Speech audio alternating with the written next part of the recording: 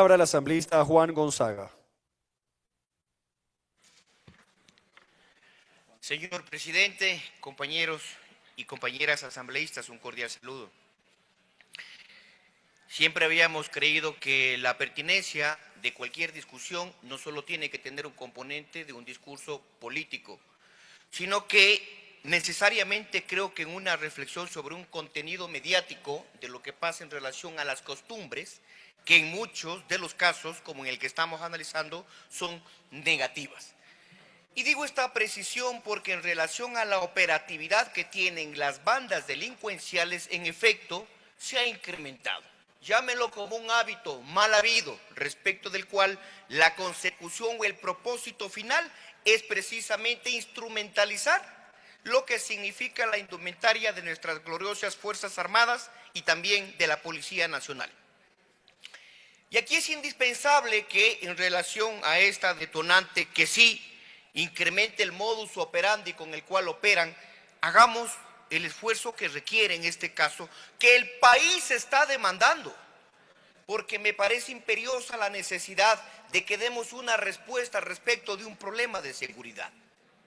Y vale la oportunidad para reflexionar que aún esta propuesta ni siquiera ha sido el resultado de la gestión de este periodo legislativo, sino más bien de otro.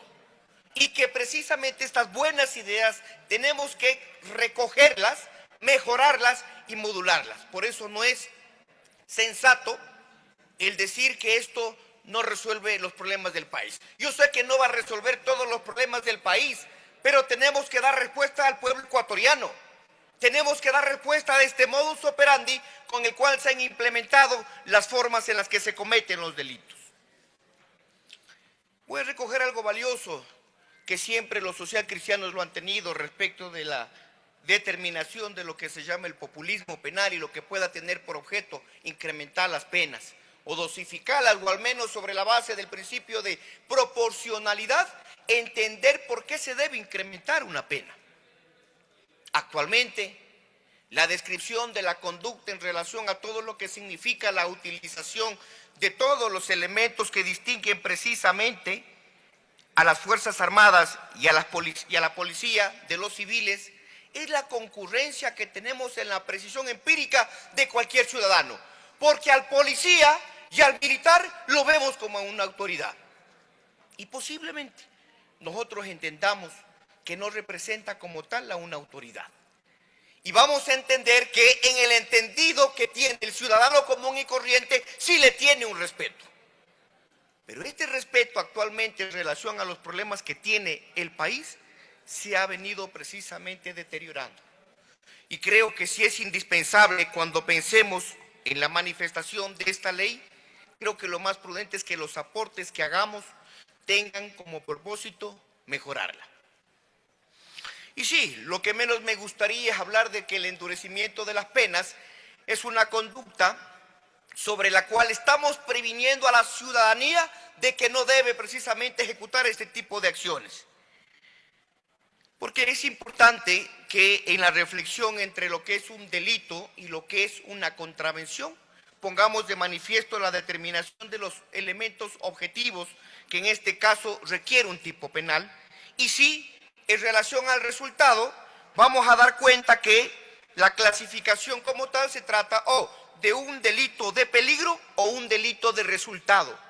Y quiero que esta precisión respecto de alguien que se coloca o usa un uniforme militar o un uniforme policial, no es que lo está haciendo porque es un concurso en Halloween, lo está haciendo como un acto premeditado y lo está ejecutando como un acto preparatorio para cometer un delito. No lo está haciendo de gana porque no se trata de un concurso de disfraces.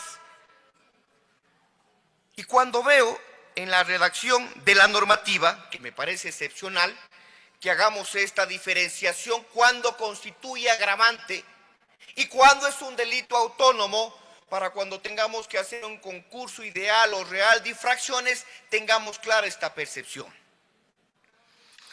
Yo voy a disentir en esta particularidad cuando en el artículo 2 se ha establecido el artículo 296 y se ha establecido dentro del catálogo de contravenciones y que dentro de los delitos relacionados con la eficiente administración pública se ha hecho un incremento, como han indicado, de 30 a 90 días. Y en relación a la determinación del nexo causal o como tal, la determinación de la conducta, se hace un abordaje que dice con el propósito de estimular autoridad, inducir al error o beneficiarse de dicha apariencia. Insisto, por el mero hecho de utilizar la indumentaria policial o militar, ya se está hablando de un acto preparatorio. Nadie instrumentaliza la utilización de estas insignias únicamente porque se trata de un conjunto de disfraces. Entonces, establecerlo como una contravención me parece que no es lo correcto en este momento histórico que vive el país.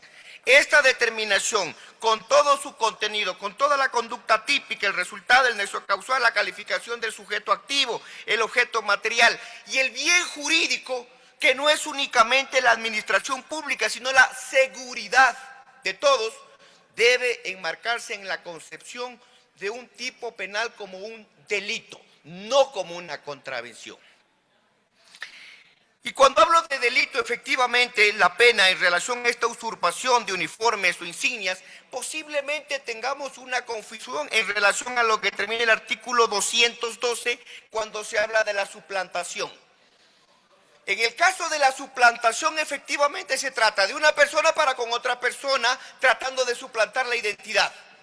Pero cuando se habla de suplantar la identidad bajo la utilización de un uniforme militar o policial, creo que el peligro es en abstracto, ya no en concreto, ya no por suplantar la identidad de una persona, sino suplantar la fe pública y por ende contrarrestar en este caso o al menos pretender lesionar la seguridad de todas las personas. Por tanto, hago mía la reflexión de los compañeros que me antecedieron en el uso de la palabra, desde luego quienes han concebido como una propuesta viable en el sentido de que debe clasificarse o reclasificarse como delito y la pena que deba adecuarse, en efecto, voy a compartir con el compañero Edwin Jarrín, cuando ha referido que entre otras formas, precisamente en el Código Orgánico Integral Penal, en el artículo 536, en relación al artículo 630, se permite la posibilidad para que se le pueda otorgar la suspensión condicional de la pena.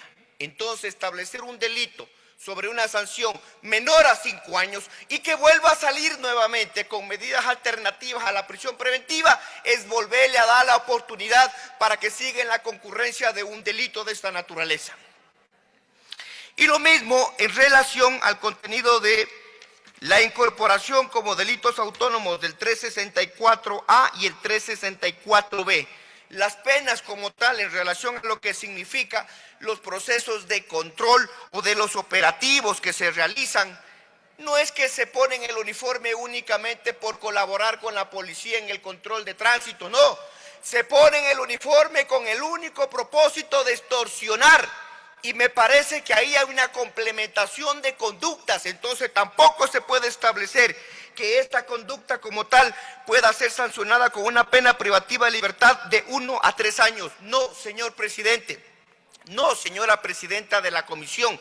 La pena, igual que para quien comercialice no estando autorizados los uniformes o insignias institucionales, debe ser de 5 a 7 años. Con eso, bajo la percepción del juez, bajo la articulación del verbo, ha de entenderse que deberá dictar obligatoriamente la medida de prisión preventiva para que así podamos ir. Porque si dejamos penas demasiado blandas en relación a la concurrencia de quienes ingresan y al otro día salen luego de la calificación de la flagrancia, me parece que nuestro trabajo sería vano. Y si queremos ser duros con la criminalidad, si queremos ser severos precisamente con la forma en la que ellos van innovando, inclusive las formas de gestar la articulación con quienes hoy dirigen la función judicial, considero que es pertinente en este caso para no dejar opciones a quienes una vez que fuere conocido este proyecto de ley, una vez que entre en vigencia a través de su publicación en el registro oficial, puedan saber de que estas conductas no pueden ser toleradas y por tanto no pueden ser permitidas, y que quien concurra en su materialización a través de la acción propia sepa de que hay una asamblea comprometida con el país y por supuesto comprometida con el bienestar de los ecuatorianos. Muchísimas gracias, señor presidente.